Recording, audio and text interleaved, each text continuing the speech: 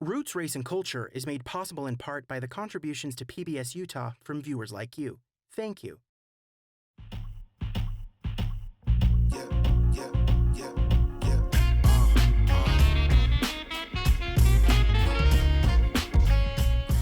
Hello, everyone, and welcome back to Roots, Race, and Culture.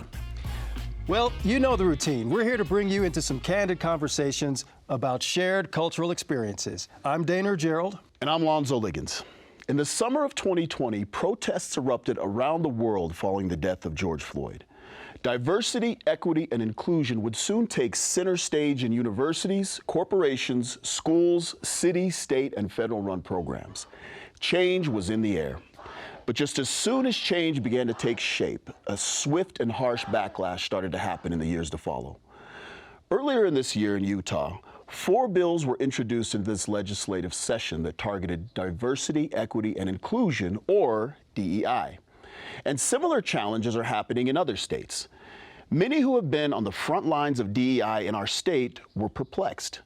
How could something that seemed to be such a vital force for the betterment of the state, and the nation for that matter, be harmful in any way? Joining us today, we have Nikki Walker and Dr. Sydney Shorter. Welcome. Thank you. Thank you for having us. Absolutely. Well, Nikki, why don't you introduce yourself and tell us about it? Sure. So I'm Nikki Walker. I serve as the Director of Diversity, Equity, and Inclusion for a Utah-based software company.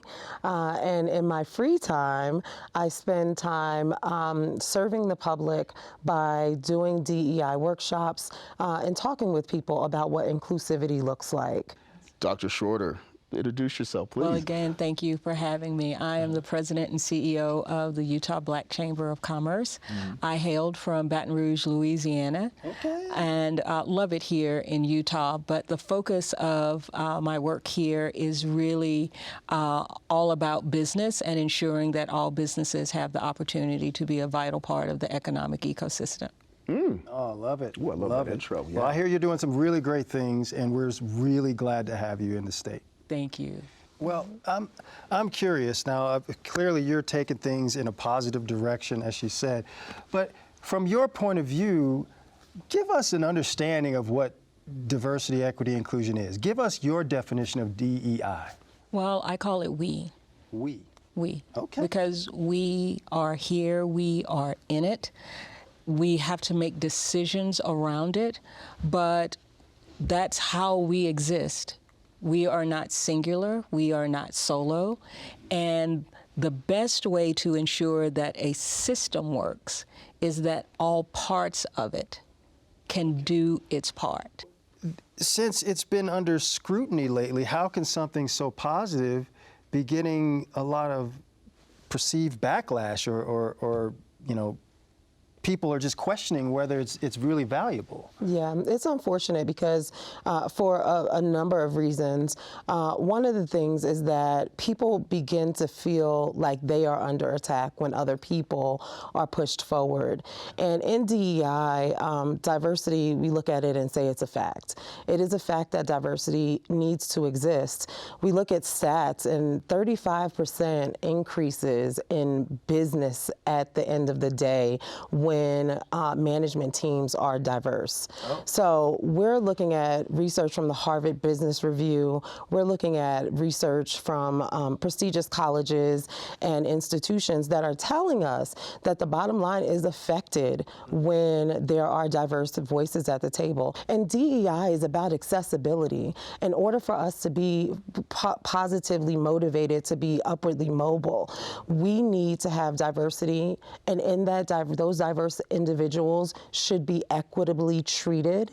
And equity is not the same thing as equality. I want to make that distinction. So equality says that everybody gets the same thing, but equity says everybody gets the thing that they need in order to succeed. So there's a huge difference there. That's a really big difference when you explain it that way, and I don't think people understand that. I don't think people understand that, and that's where the pushback comes from. And I have a question for you. there other ways that DEI is important outside of business? Because I know we had spoken about the culture of a company. Can you speak to that? Yeah, so what's really important, we look at the investments that are made by many companies who want to ensure that they have diversity, right? And so, but what happens when that diverse candidate arrives? Right? So it's really taking a serious look at the culture of your organization, because every organization does have a culture. And all cultures are not conducive to diversity.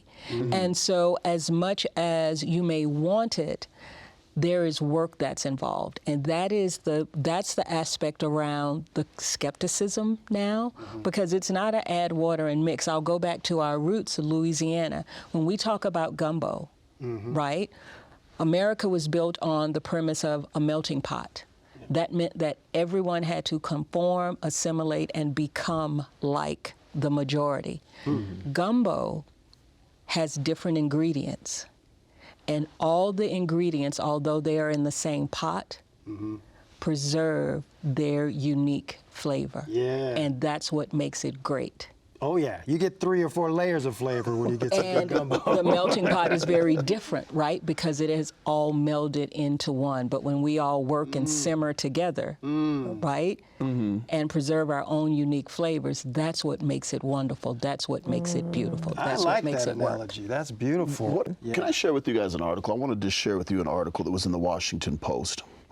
It reads, ex-Morgan Stanley executive alleges reverse discrimination in a lawsuit. He said he was unfairly terminated in the interest of Morgan Stanley's diversity goals. The idea of, and there's in quotes, reverse discrimination gets thrown around a lot by people who are fighting against DEI initiatives. My response to that is that this idea of reverse discrimination is not new, first of all. Okay. We've heard this over and over again in different ways, whether through universities or corporations. But the fact of the matter is, in order to discriminate, you have to have a level of power. Power comes from institutions, and power comes from systems. And if I am not a part of the system, I don't have any power over you. So there's a disconnect there. This idea of reverse discrimination doesn't make sense because you are the person with the power.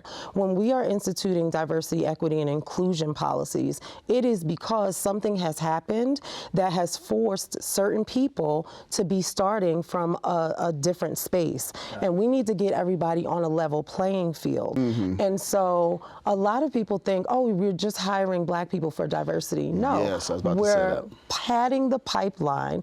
We're creating a pipeline that actually has diverse people in the pipeline so that when these opportunities arise, diverse people are part of that opportunity and they get to stand on their own legs like everybody else.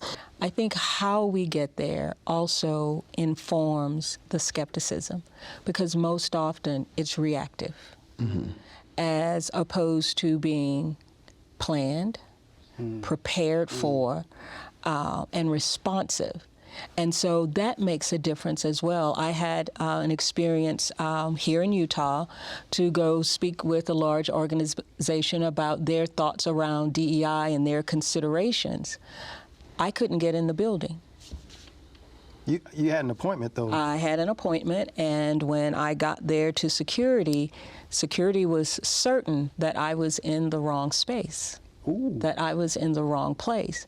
And I was excited about having this conversation and their considerations, but it became a teachable moment about culture. So we had the meeting, they had wonderful ideas. They're looking at really making the investment and those considerations. And then I told them about my experience getting into the building. What I shared with them was, don't reprimand, don't punish, and don't go right into making a reactive policy. Let's do some of the things that we talked about. Because what would really be a shame is if the only black person he sees again is when I come back 2 months from now. There's such a fear, I think, from people when it comes to diversity, equity, and inclusion now. And I think the fear from the other side seems to be, as you were saying, something's getting taken away from me. Do you think that that's mainly a lot of the pushback, or do you think there's other aspects of this pushback? Can I jump in here? Oh, yeah, go for it. Part of it is, and I say this often, we have talked about DEI to nauseam. Mm-hmm. People are tired of hearing about it. There are organizations who have made the investment, but defining it and defining it and defining it without implementation and real results can get a bit exhausted. And so I think that's what we are realizing, and that's what we're experiencing now. Well, I don't know if this is, I'm going to try to make this short. This is the story. This lady took 2 young white men, 2 young black men, gave one of each in each category a false felony record, sent them out to do some job interviews, and based upon how many of them got called back or were able to, have a chance to continue forward and get the job, they said being black is like the same thing as having a felony conviction, even if you aren't a felon. They said the white guy who was a felon had a better chance of getting a job than the black guy who had no criminal record. And these were all false. So there are some actual reasons why we're really trying to change the culture. And that's just not a business. That's business. That's our country. That's, like you said, that's everything who we are. So now, Can I say? Oh, yeah, absolutely. That example is why in corporate America, people who are doing the work of DEI are doing things like removing names from resumes. We are doing things like so you're just looking at the merits. It's called a blind resume. Blind resume review. So that we don't know if you are a man, we don't know if you're a woman, black, white, That's veteran. amazing. I think that's great. And this is a small step in the right direction. But some people in corporate America got it right. Now, I want to ask you both a question. Now, this is about an article. So this was an article that was written in the Deseret News by Sydney Gonzalez. It was March of 2023. In the article, she says, she quotes Representative Sandra Hollins, Utah's only black state lawmaker. Sandra says, "My phone has been blowing up with messages from concerned students, teachers, and professors who don't feel safe in Utah school systems, as well as organizations that are trying to recruit diverse businesses and talent into the state. It seems like we are taking 2 steps forward and 5 steps back." So I want to hear your thoughts on this quote. I want to start with you, Dr. Schroeder. Well, I'll start with, I think it's unfortunate, and it is real. That is the reality. But as we mentioned earlier, I still believe that a lot of it is couched in fear, which I've never understood. But it's our reality. There are a lot of things I believe, even over time, when you look at the span of history in the U.S., when we are talking about diversity, diversity doesn't just mean race. But what's unfortunate is many times the issues around it, that's how they are experienced and lived out. I'm curious about like this idea that people have that somehow DEI is like just a passing phase, right? Like, let's move on. You mentioned earlier this idea of virtue fatigue. Like how do we get to a point where it's the culture? So it's really step by step. How do you eat an elephant? One bite at a time, right?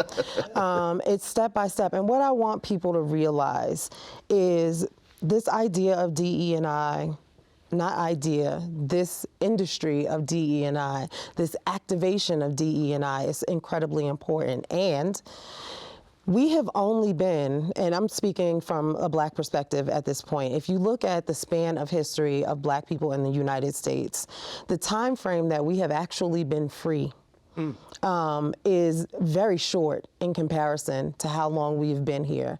And so I always want to position that, because people think that DEI should become the culture immediately. Well, the fact of the matter is it's been more than 400 years since we've been here, and just less than 100 years since we've been free. Been working together to try to make it equal. Exactly. So you can't expect that overnight, because 2020 happened, that DEI is going to be accepted or respected. There is this idea of there's not going to be anything left for the majority if everybody else gets something. But here's the reality. There's a very large pie here, and there's enough for everybody to get a piece. And you need everybody to be a part of that mix. What we don't want to see is homogenous spaces anymore. Homogenous spaces, they just repeat the same output over and over, because again, there's no one there to provide a separate perspective. Here's what I often say here in Utah that I think is critical to this work in any industry or institution.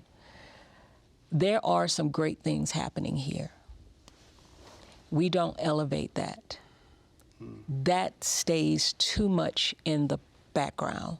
The teacher who is of the majority culture, who is inclusive, respectful, doing all of those things, they're off in the background. And so it's happening. We just don't elevate it enough. Because I believe if we elevate it enough, others will get the courage. We keep talking about the fear, right? Others will become encouraged, and we can diminish the fear of stepping into that arena. Because it is happening, but it is unfortunate that we spend so much time elevating where it's not happening. And it does deserve our attention, but I think for others to really gravitate to it, or for us to attract others in the work, we have to talk about some wins. We have to talk about, as Nikki talked about, the implementation aspect of it and where it's actually working. Is there a mental health aspect to all of this? Oh, my goodness. That's a big one. So it's huge. It's huge. And I'll, again, speak from the Black perspective. And that is that every day as a Black woman, somebody chooses violence against me. Every day. Every day, whether it's a microaggression, whether it's a macroaggression, whether it is me having to watch another Black person being murdered on TV by whomever. These are acts of violence that are pushing themselves against our being. And to carry that around every day causes angst. It causes anxiety. The anxiety of a Black mother who has a Black son. The anxiety that she has when her Black son goes out into the world in his car.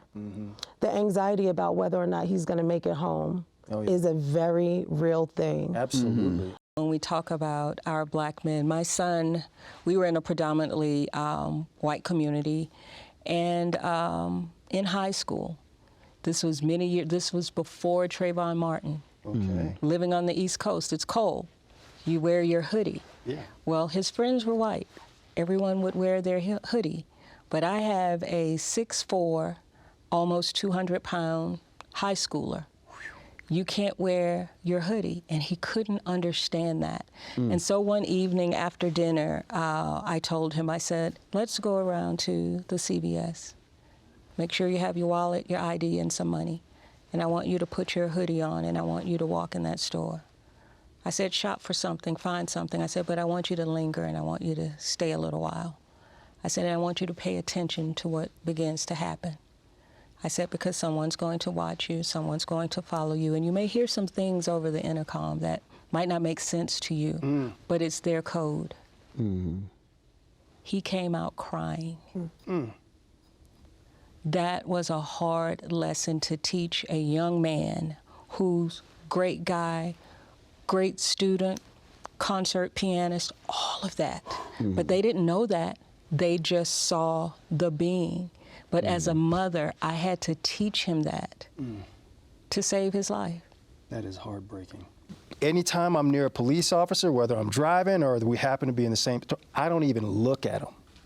I don't even look at them because of the feeling that I have inside, the trauma. They might be like trying to make me feel welcome. I'm like, man, the more attention you give me, the less comfortable, the more uncomfortable I feel. Yeah. You know what I'm saying? It's a double-edged sword. It is a double-edged sword. I tell a story similarly about myself. I have two very good girlfriends that are white, and we used to work in the same place. And one of our locations for the company was very far away, an hour away. And so when we used to work at that location, we would leave to come back to headquarters at the same time. Okay. And I would always arrive 15 minutes after they got to headquarters. And so we went to lunch one day, and they're like, "Why do you drive so slow?" And so I had to explain to my two white girlfriends that I'm a black woman in Utah driving a BMW. Oh. And if a police officer gets behind me and pulls me over, I don't know how that interaction is going to end. I can't speed from down south to Salt Lake City like you can in your luxury vehicle. Ooh-wee. You have the complexion for protection. I do not. So I drive the speed limit. And it brought them to tears. But these are the stories, and these are the situations that need to be shared, because in order for people to understand DEI, there has to be empathy. People have to be in your shoes and understand what it is like to live life in this body, whether it is a black body or a handicapped body or a body of a veteran, or we can keep going all day. People need to understand what it is like to be unique, to be different, and what those experiences are. And if they don't know, it doesn't affect them. So we have to insist upon empathy from people in order for them to get fully in the game. Because a lot of people don't realize when you may be a part of a majority and you're in a room and there's one person who's different, doesn't matter if they're black, doesn't matter if they're LGBT. If you are not recognizing that person is different and may have a different thought than you do, and you start spouting off at the mouth about different things and that person feels uncomfortable, they may not come out and tell you that. They may not come out and say, look, I feel uncomfortable right now, because they don't want to rock the boat. And not everybody has the courage when you're the only one in the room to speak up. Yep. You know what I mean? That doesn't feel like a safe place already, because you're already alone. So yeah, and there could be a power dynamic whether or not speaking up. But and relationships are what changes those dynamics. Talk about it. Because we have to be in proximity to be able to empathize. I don't know you if you're just on the other side of the room. That's why so much of the work with the Chamber is predicated on community. And inclusivity of bringing all those different cultures together, because now I get to be in proximity, I get to hear, I get to engage, I get to understand. Now I can empathize. But as long as you're over there and I am either guessing or being informed by outside sources that still don't know me, it keeps us divided, right? And so being in proximity and having those conversations, we can go on and on about relationships and business that has happened right here in Utah because people were in proximity with each other. You talked about the aspect of mental health, right? We have this thing that we talk about, I always go back to we. Illness starts with I. Wellness starts with we. I like that. We have to do it together. We're here anyway, right? We're here. We are really not separate. We are here. And so how do we, with intention, get closer to listen, to hear, to understand? Because we can all call folks that we're in relationship with, no matter what they look like. It's hard when there's the absence of that, but that takes work. You have to get out of your comfort zone. That takes work. So what would be one thing you would want our audience to take away from this? What would you say, Nikki? I think the one thing that I want people to take away from this is actually two things. So empathy and action. I think that if we want to be in a space where DEI is once again celebrated as opposed to being questioned, I think we need an empathetic base. So get to know your neighbor. Get to know somebody that you have never met. And then action. Again, we talked about it earlier on the show. We've been taught what DEI is supposed to look like. We've been shown all of the tools. Activate on something. Get the momentum behind you and lead with empathy. Dr. Shorter. So I go back to this because I always go back to economics, right? Make an investment in someone that you don't know or that doesn't look like you. And that investment is your time, your intentionality, and being deliberate about developing a relationship. Yeah. Those are the things that yield dividends. Those relationships will yield dividends that go beyond us and become generational. That's awesome. Thank you so much. You got to be doers of the word, not hearers only. Amen. Well, that was a very amazing show, and we're so grateful to have these two powerful Black women in our community who've really made a tremendous impact on diversity, equity, and inclusion in our state. If you'd like to learn more about them or their organizations, go to pbsutah.org/roots. Thanks for watching today. For Roots, Race, and Culture, y'all, we are out. Roots, Race, and Culture is made possible in part by the contributions to PBS Utah from viewers like you. Thank you.